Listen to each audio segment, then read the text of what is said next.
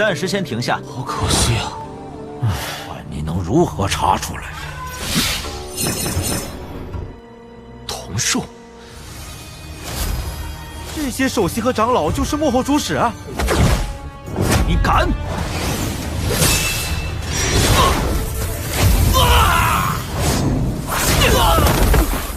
我就将你们全部宰了！ Kembali lagi bersama Bang Jago. Seperti biasa, Mimin selalu mendoakan kalian semoga selalu dalam keadaan sehat dan dalam kondisi terbaik. Di video kali ini, Mimin akan menceritakan sebuah donghua series dari Nitian Jijun. Dan bagi kalian yang mungkin baru gabung, Mimin saranin untuk nonton bagian sebelumnya dulu, linknya ada di deskripsi. Tak berlama-lama, langsung saja kita masuk ke isi ceritanya.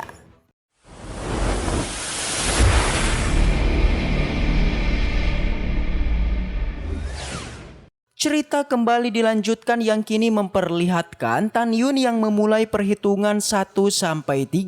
Karena kesempatan begitu langka tidak datang 2 kali. Jadi mereka semua harus memutuskan dengan super cepat.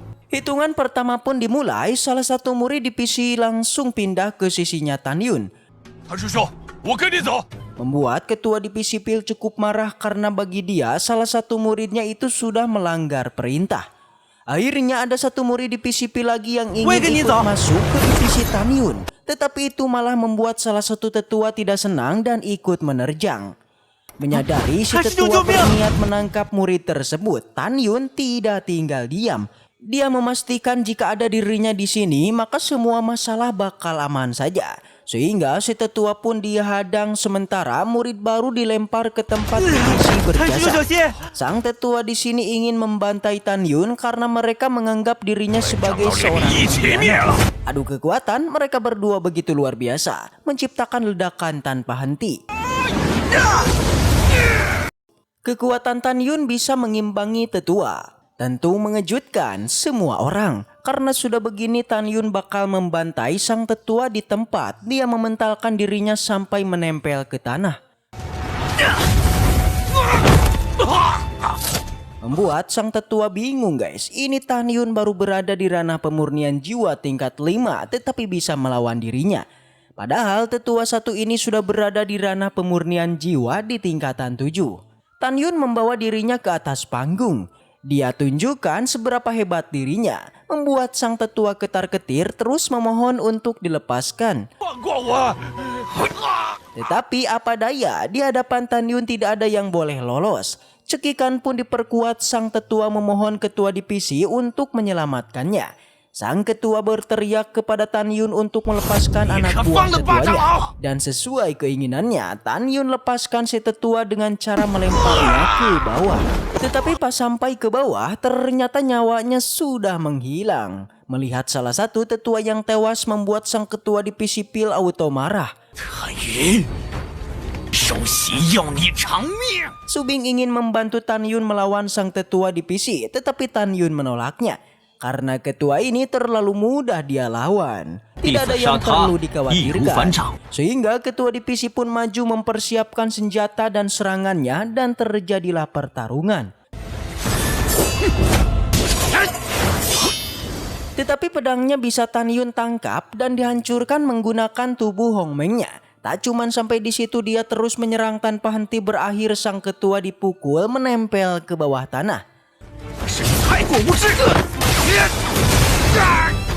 Ketua divisi yang sudah tidak berdaya pada akhirnya dijatuhkan ke tanah. Di sana si ketua divisi sendiri mengancam balik. Dia merupakan seorang ketua sementara Tan Yun itu cuma seorang murid. Kalau sampai dirinya dibantai maka otomatis Tan Yun mencetak kejahatan besar. Kalau diingat, ketua sekte Tantai itu sudah pernah memperingatkan kemarin, siapapun tidak boleh mengganggu prosesi perekrutan murid ini, apalagi sampai menyerang dirinya. Berani mengganggu maka harus siap untuk dieksekusi juga. Dan seketika pula sang ketua pun tewas di tangan Tan Yun. Seketika Tan Yun mengatakan jangan pernah takut kepada siapapun, yang berani membuat masalah maka harus dibantai habis. Dengan ini tidak ada lagi yang berani turun tangan untuk melawan dirinya. Sehingga proses perekrutan pun akhirnya dilanjutkan. Tan Yun sangat yakin dia sangat ingin ikut ke divisi berjasa. Tetapi di satu sisi dia merasa mereka tidak mendapatkan kesempatan karena cuma seorang murid tukang. Salah satu murid dari divisi formasi pun pamit kepada gurunya, membuat sang guru sih tentu kecewa sampai dia membuang muka. Proses itu terus berlanjut dan semakin banyak murid yang ingin ikut ke divisi berjasa. Dari atas langit Ketua Tantai memuji Tan Yun. Strategi Tan Yun ternyata berhasil menakuti semua orang di sana.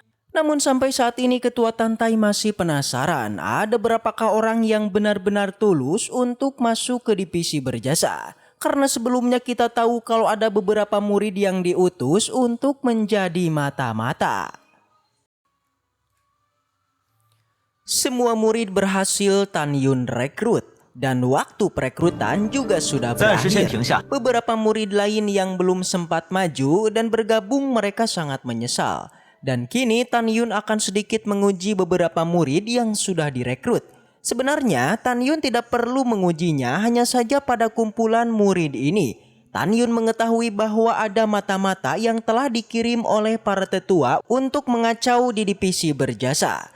Pada perekrutan ini, Tan Yun memang tidak peduli tingkat kekuatan para murid yang mana. Selama para murid terus setia pada divisi berjasa, maka dirinya akan memberikan berbagai kebutuhan untuk berlatih agar menjadi praktisi kuat di masa depan.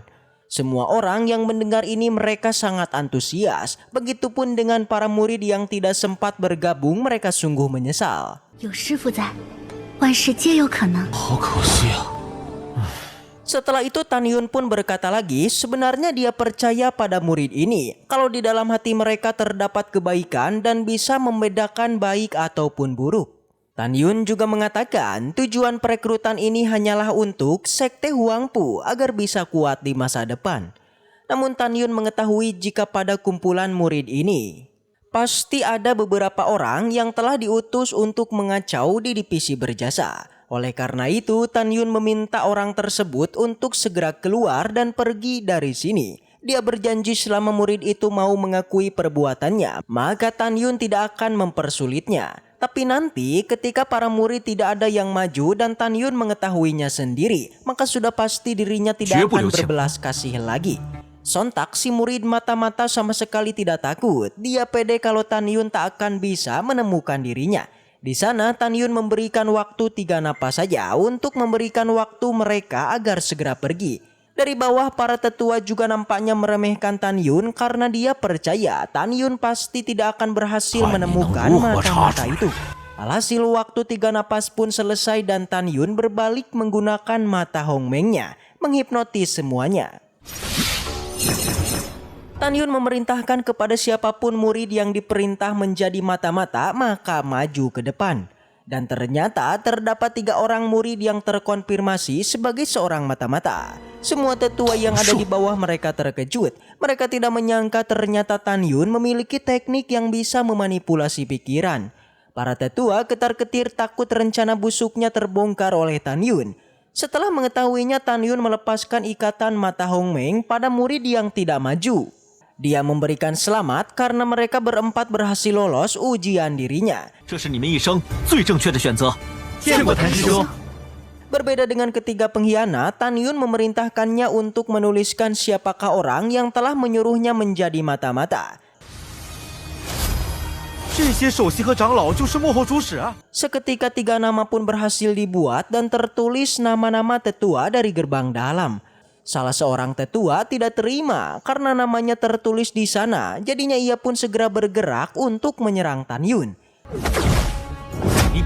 Tapi jelas Tan Yun tidak tinggal diam guys. Dia tentu meladeninya dengan hanya 1 tebasan saja. Sang ketua pun auto menghilang.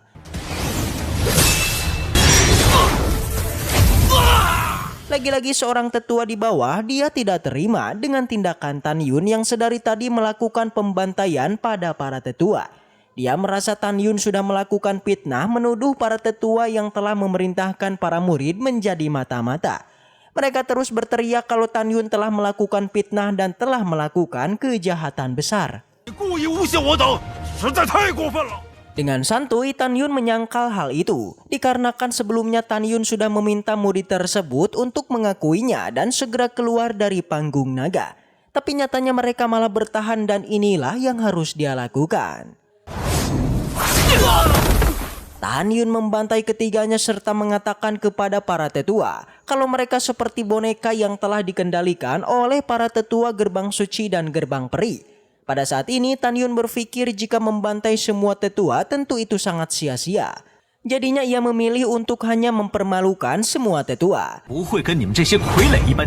Namun di sana para tetua seperti memprovokasi Tan Yun membuat Tan Yun pun marah dan bersiap untuk melakukan baku hantam. Tapi para tetua ini menyadari jika kekuatan Tan Yun sudah di luar nalar, jadinya mereka berpikir untuk tidak melawannya. Alhasil karena seperti itu Tan Yun kembali membuka perekrutan murid lagi untuk mengganti ketiga murid tadi yang telah dia bantai. Pada saat ini segera para murid pun maju tanpa berpikir. Seperti biasa, Tan Yun kembali menggunakan mata Hongmeng-nya mengecek para murid ini. Dan hasilnya ketiganya pun bersih dan berhasil untuk lulus ujian. Semua murid sudah direkrut dan Tan Yun pun melaporkannya pada Subing. Dengan senang hati, Subing pun meminta Tan Yun dan semua murid menaiki perahunya dan pergi ke divisi berjasa. Dan setelah itu cerita pun bersambung. Baiklah, mungkin segitu aja untuk pembahasan kali ini. Semoga kita selalu diberikan kesehatan untuk mengawal donghua ini. Dan sampai jumpa di video selanjutnya.